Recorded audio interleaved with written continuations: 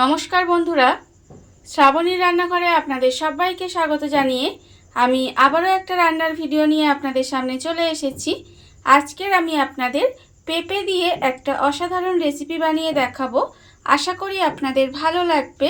তার জন্য কিন্তু আমার পুরো ভিডিওটা আপনাদের দেখতে হবে। আর দেখা শুরু করার আগে একটা লাইক দেবেন, সুন্দর একটা কমেন্ট করবেন আর শেয়ার করতে কিন্তু ভুলবেন না। তাহলে চলুন আজকের আমি পেঁপে দিয়ে কি বানাই সেটা আপনারা একবার দেখে নিন। রান্নাটা করার জন্য প্রথমে আমি এখানে দেখুন পেঁপে নিয়ে নিয়েছি। এখানে আমি আধখানা পেঁপে নিয়েছি আর পেঁপেটা কিন্তু খোসাটা ছাড়িয়ে খুব ভালোভাবে ধুয়ে পরিষ্কার করে রেখে দিয়েছি। এবারে আমি একটা দেখুন প্লেট নিয়েছি আর একটা নিয়েছি ছোট গ্রেটার।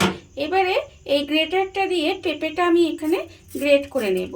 এখানে কিন্তু আপনারা ছোট গ্রেটারই নেবেন, নিয়ে এইভাবে পেঁপেটাকে গ্রেট করে নিতে হবে।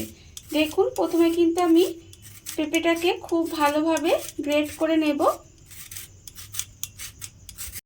পেঁপেটা আমি এখানে গ্রেট করে নিয়েছি। দেখুন পেঁপেটা কিন্তু আমার এখানে গ্রেট করা হয়ে গেছে। এইবারে আমি পেঁপের মধ্যে দিয়ে দেব আন্দাজ মতো একটু নুন। পেঁপের মধ্যে নুন দিয়ে এইভাবে হাত দিয়ে একটু খুব ভালোভাবে মেখে নিতে হবে। আর এইভাবে কিন্তু মাখিয়ে পেঁপেটা আমি একটু রেখে দেব। এর ফলে দেখবেন পেঁপে থেকে কিন্তু বেশ জল বেরিয়ে যাবে।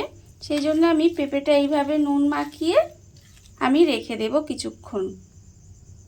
পেঁপেটা আমি এখানে নুন মাখিয়ে 5 মিনিট মতো রেখে দিয়েছিলাম। এবারে আমি দেখুন একটা বাটি নিয়ে নিয়েছি আর পেঁপেটা এবারে এইভাবে হাত দিয়ে চিপে চিপে জলটাকে কিন্তু বের করে দিতে হবে। দেখুন এইভাবে চিপে চিপে আমি জলটা বের করে দেব। এর ফলে দেখবেন পেঁপে থেকে কিন্তু অনেকটাই জল বেরিয়ে যাবে। দেখুন এইভাবে পেঁপে থেকে যতটা সম্ভব জল বের করে দেওয়ার ততটা কিন্তু বের করে দিতে হবে। এইভাবে চেপে চেপে আমি প্রথমে পেঁপের যে জলটা সেটা বের করে নেব।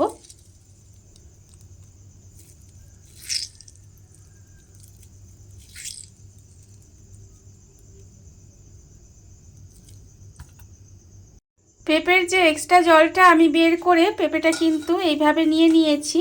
দেখুন এইবারে হাত দিয়ে পেঁপেটাকে এইভাবে একটু ছাড়িয়ে নিতে হবে।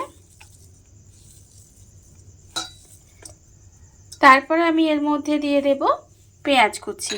এখানে আমি একটা মাঝারি সাইজের পেঁয়াজ এইভাবে কুচি করে কেটে রেখেছি, সেই পেঁয়াজটা আমি এখানে দিয়ে দিলাম। এবারে আমি এর মধ্যে দিয়ে দেব টমেটো কুচি। এখানে আমি একটা ছোট টমেটো একদম কুচি করে রেখেছি, সেই টমেটোটাও আমি এর মধ্যে দিয়ে দিলাম। এবারে দেব কাঁচা লঙ্কা কুচি। এখানে আমি একটা কাঁচা লঙ্কা কুচি করে রেখেছি, সেটা দিয়ে দিয়েছি। কতটা ঝাল খাবেন সেটা বুঝে কিন্তু কাঁচা লঙ্কাটা ব্যবহার করবেন। এবারে আমি এর মধ্যে দেব কিছুটা ধনেপাতা কুচিয়ে রেখেছি, সেই ধনেপাতাটা আমি এখানে দিয়ে দিলাম। দিয়ে এবার হাত দিয়ে প্রথমে খুব ভালোভাবে মেখে নেব। হাত দিয়ে কিন্তু এটা প্রথমে খুব ভালোভাবে একটু মেখে নিতে হবে। সমস্ত কিছু আমি এখানে দেখুন হাত দিয়ে মেখে নিয়েছি। এবারে আমি এর মধ্যে দিয়ে দেব একটা ডিম। এখানে আমি একটা ডিম ভেঙে রেখেছি, সেই ডিমটা আমি এর মধ্যে দিয়ে দিলাম। এবারে আমি এর মধ্যে দিয়ে দেব দেখুন, যেহেতু প্রথমে আমি পেঁপের মধ্যে নুন মাখিয়ে রেখেছি তাই এখানে অল্প সামান্য একটু নুন দিয়েছি। 1/4 চামচ মতো হলুদের গুঁড়ো, 1/4 চামচ মতো লঙ্কার গুঁড়ো আর 1/4 চামচ মতো জিরের গুঁড়ো। এই সমস্ত কিছু আমি এর মধ্যে দিয়ে দিলাম। আর আমি আবারও বলছি, এটা ঝাল আপনারা কতটা খাবেন সেটা বুঝে কিন্তু কাঁচা লঙ্কা বা গুঁড়ো লঙ্কাটা ব্যবহার করবেন। আপনারা কিন্তু গুঁড়ো লঙ্কার বদলে এখানে গোলমরিচও দিতে পারেন, মানে গোলমরিচের গুঁড়োও দিতে পারেন। এবারে আমি এর মধ্যে দিয়ে দেব দেখুন বেসন। এখানে আমি 3 চামচ পরিমাণের বেসন দেব আর তার হাফ পরিমাণের চালের গুঁড়ি দেব, মানে আমি 1.5 চামচ পরিমাণের চালের গুঁড়ি দেব। মানে যতটা আপনারা বেসন দেবেন তার অর্ধেকটা চালের গুঁড়ি দেবেন। এবারে এই সমস্ত কিছু হাত দিয়ে খুব ভালোভাবে মেখে নিতে হবে। এর মধ্যে আমি কিন্তু আর কোনো রকম জল ব্যবহার করব না। এইভাবে হাত দিয়েই কিন্তু সমস্ত কিছু খুব ভালোভাবে একটু এইভাবে চটকে চটকে মেখে নিতে হবে। দেখুন এইভাবে কিন্তু খুব ভালোভাবে এটা আমাকে মাখিয়ে নিতে হবে। সমস্ত কিছু আমি এখানে খুব ভালোভাবে হাত দিয়ে মাখিয়ে নিয়েছি। দেখুন মাখানোটা ঠিক কিন্তু আমার এরকম হয়েছে। আর অন্যদিকে দেখুন গ্যাসটা অন করে একটা কড়া বসিয়ে দিয়েছি, আর কড়াই দিয়েছি আমি বেশ কিছুটা সাদা তেল। তেলটা আমার এখানে প্রায় গরম হয়ে গেছে। দেখুন এখানে কিন্তু তেলটা গরম হয়ে এসেছে। আর অন্যদিকে আমি দেখুন এইভাবে যে পেঁপেটা মাখিয়ে রেখেছিলাম তার থেকে এরকম ছোট ছোট করে নিয়ে নেব। আপনারা এতক্ষণ নিশ্চয়ই দেখে বুঝতে পেরেছেন যে আমি এটা কি বানাচ্ছি। হ্যাঁ, আপনারা ঠিকই ধরেছেন, আমি বানাচ্ছি পেঁপের পকোড়া। এইভাবে আপনারাও একদিন বানিয়ে দেখবেন, খেতে কিন্তু অসম্ভব সুন্দর হয়। আপনারা চা কফির সাথে এটা খেতে পারেন, আর ডাল ভাতের সাথে খেতে পারেন, বা শুধু মুখে সসের সাথেও কিন্তু খেতে পারেন। খেতে ভীষণ সুন্দর লাগে, আর খেলে কিন্তু আপনারা বুঝতেও পারবেন না এটা পেঁপে দিয়ে বানানো। দেখুন এবারে আমি এটা এইভাবে তেলের মধ্যে একটা একটা করে দিয়ে দেব। তেলের মধ্যে আমি এখানে পকোড়াগুলো দিয়ে দিয়েছি।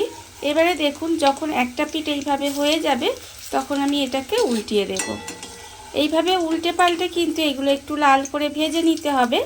আর তেলটাকে প্রথমে গরম করে নেবেন, তারপরে কিন্তু তেলটাকে একটু তেলটাকে না সরি গ্যাসটাকে লোতে দিয়ে দেবেন। দিয়ে এইভাবে কিন্তু আস্তে আস্তে পকোড়াগুলো ভাজতে হবে, না হলে দেখবেন ওপরটা লাল হয়ে যাবে আর ভেতরটা কিন্তু কাঁচা থেকে যাবে, তখন কিন্তু পকোড়াগুলো খেতে ভালো লাগবে না।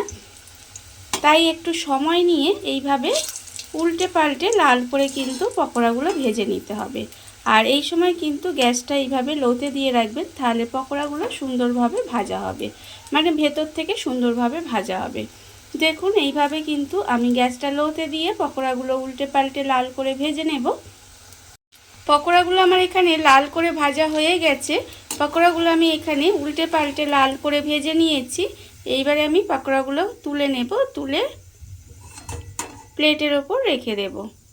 দেখুন প্লেটের ওপর আমি কিন্তু টিস্যু নিয়ে নিয়েছি। টিস্যুর ওপর রেখে দিলে এক্সট্রা যে তেলটা সেটা কিন্তু টিস্যু শুষে নেবে।